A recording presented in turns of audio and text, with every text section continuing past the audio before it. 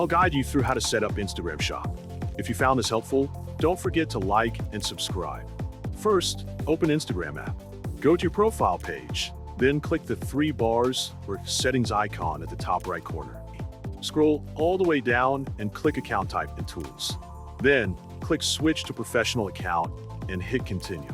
When asked to choose a category, select the one that best describes you, such as shopping and retail, then tap Done. Next, choose the business option and click Next. On the Review Your Contact Info screen, you can add your email, phone number, or any other details, then click Next again. You'll be given the option to connect your account to Facebook, but this step can be skipped if you want. In the Set Up Your Professional Account section, follow the instructions provided. Once everything is complete and you've boosted a post, go back to your profile, click Edit Profile, and scroll down to find Page, Category, and Contact options. That's it. Your Instagram shop is ready to go.